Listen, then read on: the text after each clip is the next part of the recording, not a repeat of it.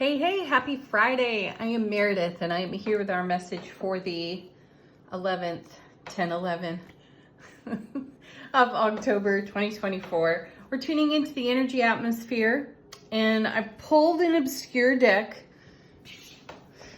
off the shelf for today's reading because someone sent me an email and asked, do I think that we get repetitive readings because I use some of my favorite decks over and over again?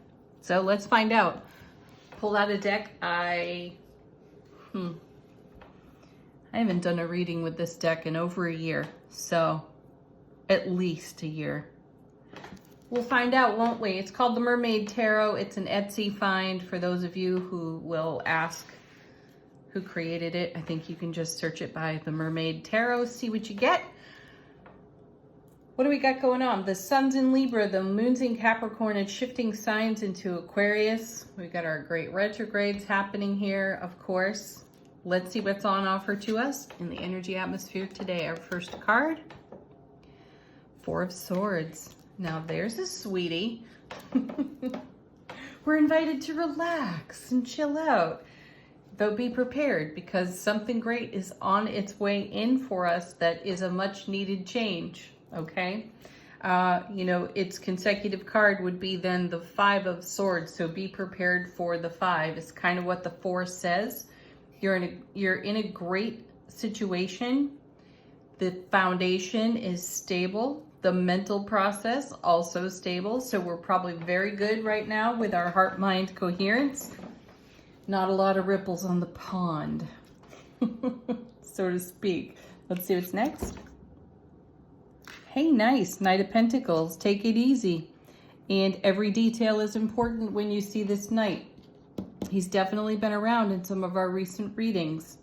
I think he was in yesterday's reading even. I do like seeing the Knight of Pentacles. He is the slowest of the bunch, though that's his gift and his grace for us as well. Because, as I mentioned, no detail is missed. The focus is absolutely on what is growing and what is adding to the foundation. When you see this knight, they move energy between cards. So we're bringing our relaxation and our preparedness to whatever's next. And here's the moon back again for us. Well, I think we have some evidence here that it doesn't really matter what deck you're using, folks. We are seeing some repeat cards, and that's cool. I love seeing it because it's further confirmation for all of us that what the cards have to share with us is in keeping with the spiritual growth of the moment. So here's the moon.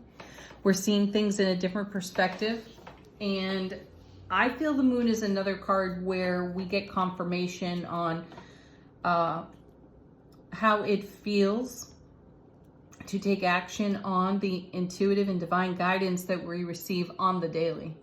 Everything that we're sensitive to that's talking to us, most especially in relationship to our manifestation and our growth. So the moon is a card of deep intuition. And when you read about this card, or more often than reading about this card from a book, I hear from other tarot readers that I listen to that the moon is a symbol of some sort of betrayal. I don't buy that, and I feel like it's fear speak, and which is why I don't really talk about this card in that way. I do, or I will say, sometimes the moon obscures what it is you'd like to see. And pay close attention to that sentence, because what you'd like to see. When the ego's engaged, we don't necessarily see things with clarity. The moon's going to show you the truth in a very unique perspective and through a very shadowy, silvery light. So use the moon in that way to see the things that are more difficult to see. Don't go looking for something. Because we can create a self-fulfilling prophecy no matter what. We've witnessed that.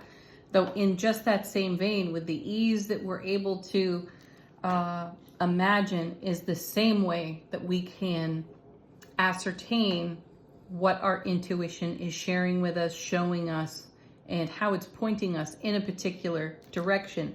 So having this night here, as we are in a very relaxed, chill, prepared, heart-mind coherence, the moon is powerful when we are in this kind of dynamic flow within self-relationship. The moment we get stirred up and the ego starts hopping around, we start to see things that aren't really there. So, if that's where some folk are getting that meaning from the moon, I'm sort of on board with it. No leaping to conclusions. A great leap of faith? Sure. Leaping to conclusions? Not intuitively based. Wow. And then next we have the Ten of Cups. Perfect, right? This card has shown up for us a few times this week. Ace of Cups to the power of 10. This is the love, bliss, joy, happiness on overflow. And we're getting a different kind of glimpse. We're looking through a different kind of lens. And it's through the lens of divine guidance. So keep doing that from exactly this heart, mind, coherent, relaxed posture. Nice. Wow. Wow. There's the Ace of Cups. Whew. Another one I think we've seen about 3 times this week now. Powerful alignment here. And it's a very graceful alignment of energy. There is really no challenge in these cards. If there is a challenge at all, it's to be as relaxed and receptive to what's in the dynamic flow of now. So to throttle down some of our more we'll say excited energies. I'm not saying to curb your enthusiasm at all, but I am attempting to give a nod to the ego energy that can get very carried away in these situations. And we've seen that show up in the cards this week many times over, where we've had to address that, validate that, have compassion for those moments of egoic exuberance that have a tendency to overtake some of the quieter, gentler experiences that we've been cultivating for ourselves. So I feel that this reading is a bit of a congratulations on breaking old habits type of reading. Let's see what's on the bottom of the deck. How's the universe helping us out behind the scenes? Well, there she is again. Queen of Cups also showing up for what I think is the 3rd time this week. The tarot cards have really been hammering the message on listening to, following through with the love, the grace, the wonder, and the miracle of your presence through the divine guidance that's on offer to you, taking action there. And here it is showing up again. There's a load of intuitive information incoming that contributes to the fulfillment and the reward of this beautiful Ten of Cups next to the Ace of Cups. Wow. Fabulous. Oh my gosh, look at this. I just said a whole load of intuitive information incoming. Here's the Wheel of Fortune, number 10, out of the major arcana, the divine delivery system. So it's moving under the power of, or with the power of, the Queen of Cups. Fantastic. And rolling right into the 7 of Pentacles. This is a card we saw, I believe it was off the bottom of the deck in yesterday's reading. And you can see there's a lot of growth on, this was in the Light Seers deck yesterday. You can see a lot of growth beneath the surface. And there was a lot of energy there, and it's about to sprout. It's about to pop. So 7s are all about the way heaven touches earth within us. And this is what we're watching in the lineup here of cards with the Queen, the Wheel of Fortune, and now the 7 of Pentacles. Something that's long been in nurturing and cultivation is sprouting. It's popping through, and it's coming to us in an intuitive way through the silvery light of the moon. There is another way to look at all of the events and circumstances that are unfolding for you in the now.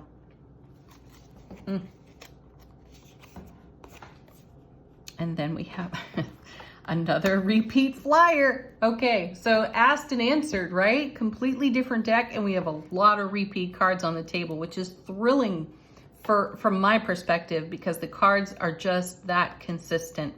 Judgment card it's such an opportunity to resurrect energies of prior experience and be a great witness to the way you first experienced those energies, and in hindsight now, seeing how they served you and how you can reinvest them and make the very most of prior experience.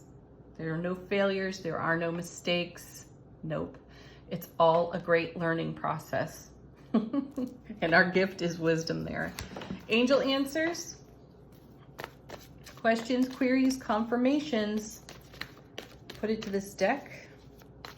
Let this be a fresh message for you if you wish. I like this. Recovery. Excellent. Because this speaks to a softening of energy after, we saw the Nine of Wands this week after a lot of enduring investment, right? And here's the Four of Swords. Rest and relaxation in the now. Preparation for the oncoming. There's a lot coming with this Wheel of Fortune. So be in this beautiful, relaxed state of recovery and receiving. Next.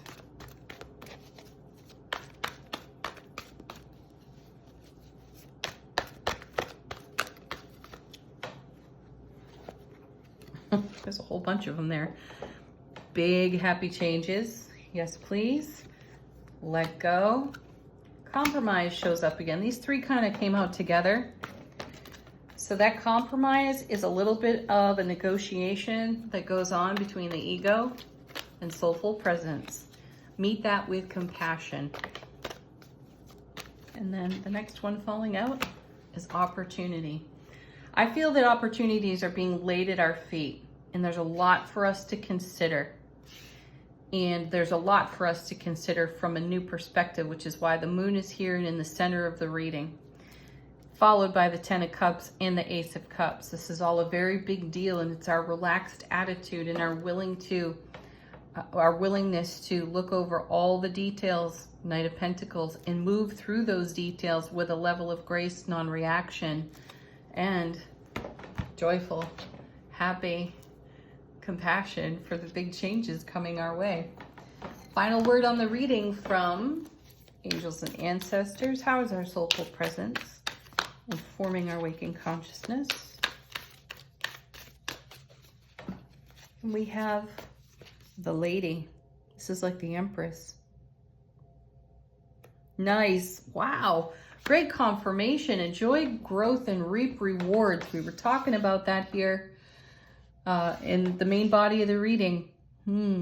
What a perfect confirmation card. Have the most beautiful day, an amazing weekend.